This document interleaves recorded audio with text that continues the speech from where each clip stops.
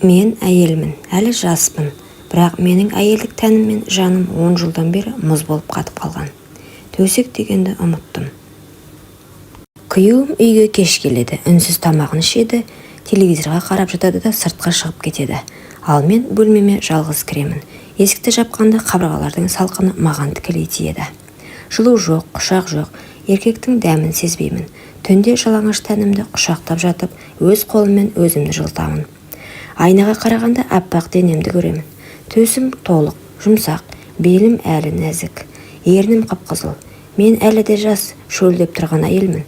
Бірақ 10 жыл бойы ешкім мені ұстамады. Күйеуім түнде менің бөлмеме кіреді. Ол мені әйел ретінде көрмейді. Түн сайын жастығым суланады. Бірде жылап суландырамын, бірде тәнімнің отын сөндіре алмаймын. Қолымды ішіме апарамын, баяу сипаймын, көзімді жұмамын. Қиялымда еркектің қолы, оның ыстық демімен жалаңаш тәніме жабысып тұрған ыстығы. Мен ыңқылдай бастаймын. Ах, деп үнсіз ғана сыбырлаймын. Дірілдеп өзімді босатып қоямын. Содан кейін жылап жіберемін. Өйткені мен әлі әйелмін, бірақ мені ешкім құшақтамайды. Күйеуімнің көзінде басқа әйелдің жылуы бар екенін сеземін. Әйел байғұс бәрін сезеді ғой. Ол басқа төсектен, басқа тәннен ләззат алып жүр. Ал мен 10 жылдан бері қатып қалған бөлмеде, қатып қалған төсекте өзімді өзім жұбатумен келемін. Ішімнен сыбырлаймын, мен тірімін, мен әлі әйелмін, бірақ мені ешкім сезбейді. Күйеуімнің маған 10 жыл бойы жоламағанын іштей түсінбей жүрдім. Бірақ бір күні шындықты өз көзіммен көріп қалдым. Түн ортасында ол үйге келмеді. Терезеден қарасам, ауладағы көлігінде бір әйелдің силуэті көрінді. Әйелдің шашы тарқатылып, мойны ашық, ал күйеуімнің басы оның кеудесінде жақын тұр. Жүрегім тоқтап қалғандай болды. Қолымнан жастығым түсіп кетті. Жалаңаш денемді орамалға орап, терезеден қарауды жалғастырдым. Менің күйеуім басқа әйелдің төсін сүйіп отыр. Мен 10 жыл бойы бір сипауды аңсадым, ал ол бөтен әйелдің денесін қалап жүр екен. Ашуымда, қызғанышымда, өкінішімде бірдей көтерілді. Көзімнен жас парлап шықты, бірақ бойымдағы бір ол кенет қайта тұтанды. Демек, ол басқа әйелдің тәнін сүйеді. Демек, мен әлі де біреуге керекпін. Менің де тәнім бар, менің де әйелмін дедім. Айна алдына барып халатымды шешіп тастадым. Өз тәніме қарадым. Аппақ төсім дірілдеп тұр. Белім әлі де нәзік, бұралған. Ернім қандай қызыл.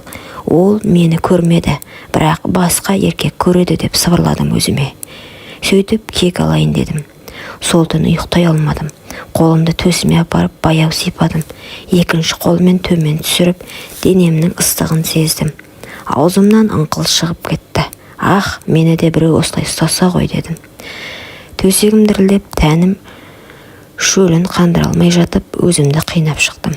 Ал күйеуім сол түні бөтен әйелдің төсегінде менің жанымды өртеп жіберді.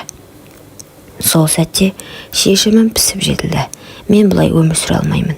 Мен де әйелдік бақытымды табамын. Мен де тірі екенімді дәлелдеймін. Таң ата менің көзім ісіп кеткен еді. Түні бойы жылап шыққан едім. Түні бойы өзімді қинап шықтым.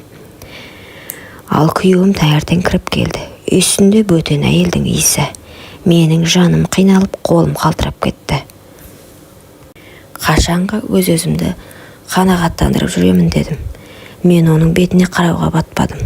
Ол мені байқамады да, үстелден нан жеп телефонға үңіліп отырды. 10 жыл бойы осы өмірде көндім. Бірақ бұдан әрі шыдай алмаймын деп ойладым. Сол сәттен бастап менің қолым қалам іздеді. Қағаз алдым. Қолым дірілдеп, бірақ жүрегімнен шыққан әр сөзді жаздым. Хатым, енеме, мен сізді сыйладым. Осы үйдің бар тәртібін ұстандым. 10 жыл бойы ұлыңыз менің қасыма жатпады. Жатқанмен мені қандыра алмады. Мен әйел болсам да еркектің құшағын көрмедім. Түн сайын жалғыз жаттым. Шөлдеп, жылап, тәнімді құшақтап шықтым. Ал бүгін оның басқа әйелмен болғанын көрдім. Мен бұдан әрі шыдай алмаймын. Менің де жүрегім бар. Менің де тәнім бар. Мен де әйелмін. Мен кетемін. Мені сөкпеңіз. Мен тек өз бақытымды табуға барамын. Хатты жастығымның үстіне қойдым. Орамалға оранып, шашымды тарқатып, айна алдына қайта қарадым. Көзімнің іші жасқа толы болса да, жүзіме бір жалын бітіпті. Мен өзіме іштей уәде бердім. Мен тірімін, мен әлі жаспын. Мен өзімді өлтірмеймін, мен өз бақытымды табамын. Сол сәттен бастап менің жанымда басқа бір күш оянды. Бұл мені еркектің қолы, еркектің дәмі аңсаған әйелдің күші еді. Үйден шыққан күнімде менің жанымда жеңілдікте, қорқынышта болды. Енемнің бөлмесінде қалдырған хат менің соңғы үнсіздігім еді. Ал алда белгісіз, бірақ жүрегімді тарқататын бір әлем бардай сезіндім.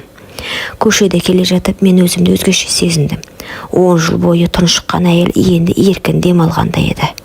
Киімім денеме жабысып, әр қадамымда белімнің қозғалысын өзімде сезетін болдым. Әр жанар маған қадалғандай. Сол сәтте кафенің алдында бір жігітке көзім түсті. Жас, жігерлі, жанары өткір. Ол менің жүзіме тіке қарады. Жүрегім дүрсілдеп кетті. Көзімді тайдыра алмай қалдым. «Кешіріңіз, сізді бір жерден көрген сияқтымын», деді ол жымиып.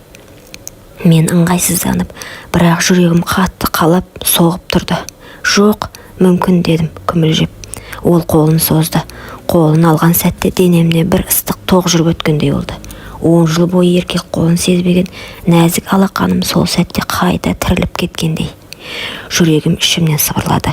Осы жігіт, иә, осы жігіт. Менің қиялымды шындыққа айналдыратын сияқты. Біз ұзақ сөйлестік.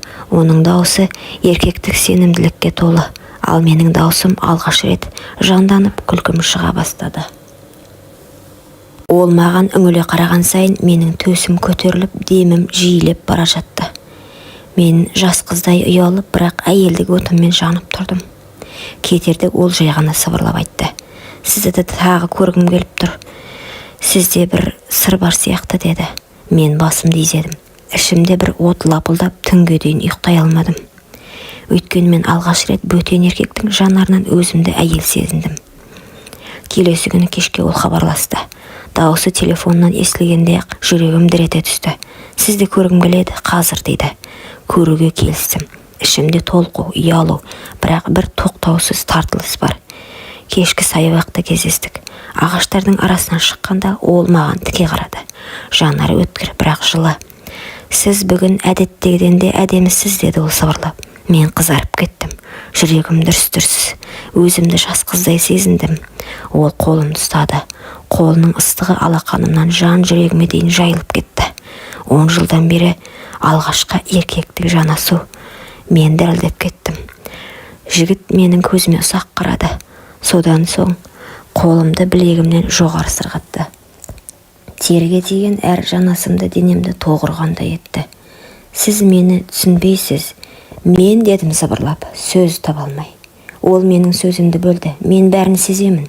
Сіздің жүрегіңізде от бар. Сіздің тәніңіз ұйықтап қалған. Мен соны оятқым келіп тұр», деді. Бұл сөздер менің тұла бойымды өртеп жіберді. Жүрегімнен ыстық ағып, төсім ауырлап, ернім дірілдеп бара жатты. Ол кенет мені құшағына тартып алды. Кеудеме басын тигізді. Оның жүрек дүрсілі құлағыма естіліп тұрды. Ал менің денем қысқарып ыңқылдай бастадым. Ол шашымнан сипап, құлағыма сыбырлады. «Сіз осындай нәзіксіз, сізді қалаймын», деді. Сол сәтте оның ерні маңдайыма тиді. Сосын мойныма, сосын ернімнің дәл жанына, кейін екі анарыма. Мен көзімді жұмдым. Жүрегімнен дауыс шықты. Мен енді тоқтай алмаймын. Ол маған еңкейіп ернімнің жанына жақындады. Жүрегім кеудемнен шығып кетердей дүрсілдеп тұрды. Ал менің қолым дірілдеп, белімнен ұстап тұрған оның алақанын ажыратқым келмеді. 10 жылдан бері ешкімнің демін сезбеген менің ернім алғаш рет еркектің ерніне жақындап келе жатты. Сол сәт ол мені құшақтап ернімді басты. Жан дүнием жарылып кеткендей болды. Ерні ыстық, дымқыл, нәзік. Менің ішімде өшкен әйелдік от лап ете түсті. Ыңқылдап жібердім. Ол одан сайын қатты қысты. Тәніміз бір-біріне жабысып кетті. Менің төсім оның кеудесіне тіреліп, дірілдеп тұрды. Ол менің белімнен төмен сырғытып, артымнан ұстай бастады. Менің бүкіл денем еріп бара жатты. Қолым еріксіз оның мойнынан құшақтап өзімді тарта бердім. Біздің сүйісіміз тоқтамады. Ұзақ, ыстық құмарлыққа толы. Менің тілегім еркімнен асып кетті. Жігіттің ерніне қарсы, ернім өздігінен ашылып, тілдеріміз түйісті. Сол сәтте менің денемнен ыстық діріл тарады. Ол ыңқылдап жіберді. Менің атымды атады. Мен оның құшағында жанып тұрдым. Көзімді ашқанда оның жанары жалындап тұрды. Сізді қатты қалаймын деді. Мен ернімнен тістеп дірілдеп тұрдым. Өзімде сыбырладым. Мен де, сен мені тірілттің дедім. Жігіттің жанарында от бар. Мен 10 жыл бойы көрмеген, аңсаған әйелді жаңардаудай оятқан жігіт. Ол мені қолымнан ұстап бөлмеме алып кірді. Есікті жауып маған тіке қарады. Сол сәтте жүрегім дүрсілдеп қана қоймай, бүкіл денем дірілдеп тұрды. Сіз дайынсыз ба деді ол. Мен көзімді жұмып басымды изедім. Даусым дірілдеп шықты. Иә, мен сені қалаймын. Ол жақындап мені құшақтап сүйіп жіберді. Мен ыңқылдай бердім, тоқтама. Халатым баяу сырғып түсті. 10 жылдан бері жабылып тұрған тәнім алғаш рет еркек алдында ашылды. Мен ұялғаныммен оның жанарында құмарлық мені қаймықтырмады. Керісінше әйелдігімді мақтанышпен сезіндім. Ол менің төсімді қолымен қысып, ернімен сипағанда бүкіл денем шымырлап, ыстық дірілден жарылардай болды. Сен мені тірілттің дедім сыбырлап, көзімнен жас ағып жатып. Ол мені төсегіме жатқызды.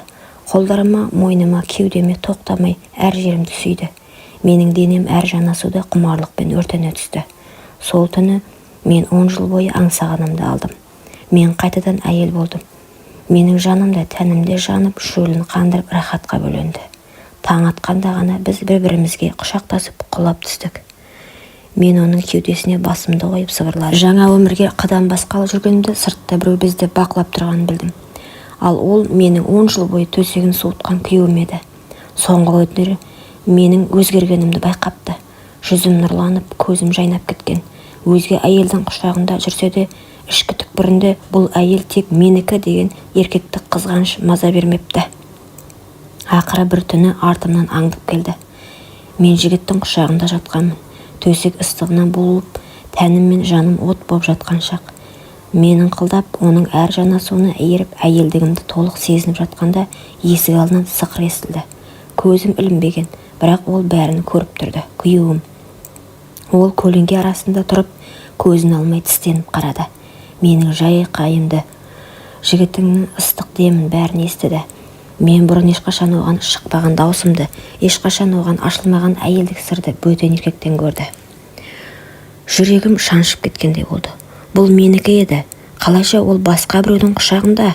Мен оны жылдар бойы құшақтамадым, бірақ ол шынымен бақытты болып қалған ба? Оның көзінен жас шығып кетті. Ашу емес, қызғаныш емес, қайғы мен өкіну. Өз қолымен өз әйелін өшіріп, басқа еркектің қолына итеріп берген енді түсінді. Бірақ кері қайтуға кеш еді. Өйткені дәл қазір ол мені бұрынғыдан да шынайы, ыстық, толыққанды әйел болып көрді. Ал бұл әйел оған енді қайтып тиесілі емес еді. Таңертең ол көз жасын сүртіп үйіне оралды. Жан дүниесі алайдылай.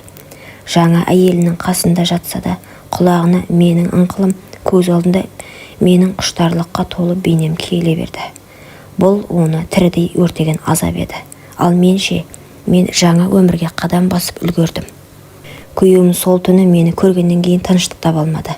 Жаңа әйелінің жанында жатып та көзін жұмса да менің басқа еркектің құшағында балқып жатқанымды естігендей болды. Бұрынғыдай өзін еркек сезіндіретін ештеңе қалмады.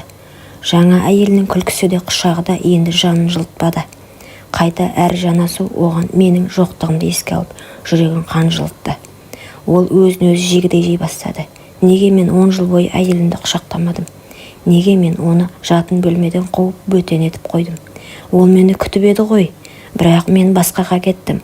Енді ол басқа еркектікі. Осы ойлар күйеуімді күндіз-түні тынышсыз етті. Ол қызғаныш пен өкінудің ортасында тұншығып жатты. Өзінің кінәсін түсінсе де жоғалтқанын қайтара алмайтынын білген сайын азапқа батып бара жатты. Мені тек төсекте ғана емес, күнделікті өмірде нәзік әйелдей сыйлады. Ол әр күнімді мәнді, әр түнімді ыстық етті. Оның жанында мен өзімді тірі, қалаулы, сүйікті сезіндім. Әр түн біз үшін жан мен тәннің тоғысқан мерекесі. Әр таң біз үшін жаңа бақыттың бастауы. Мен алғаш рет әйел деген сөздің шынайы мағынасын түсіндім. Жүрегім тыныштық тапты.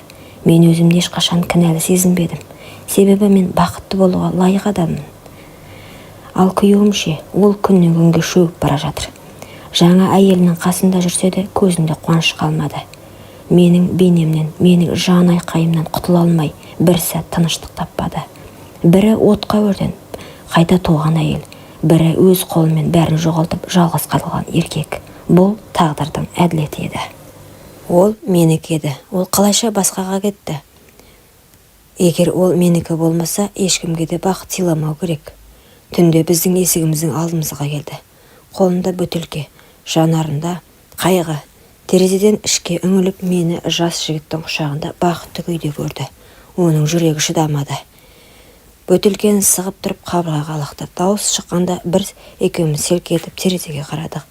Қараңғыда күйеуім тұр еді. Көзі қанталап кеткен. Сен менікі едің, деді. Дауысы дірілдеп шықты. 10 жыл күткен әйел. Сен қалайша? Жас жігіт орнынан атып тұрды. Ал мен тұрып байсалды түрде күйеуіме қарадым. Жоқ, мен сенікі емеспін. Мен әйелмін. Менің жаным, тәнім, жүрегім бар. Сен 10 жыл бойы соны өлтірдің. Ал ол мені қайта тірілтті. Бұл сөздер оны күйретіп жіберді. Күйеуім жерге тізерлеп отырып, басын ұстап айғайлап жіберді. Мен сені жоғалттым. Көзінен жас ақты. Ол басын көтерді де қолын жүрегіне қойып, мен енді сенсіз өмір сүре алмаймын, деді. Сол сәтте ол жанышы орнынан тұрып есіктен қашып шықты.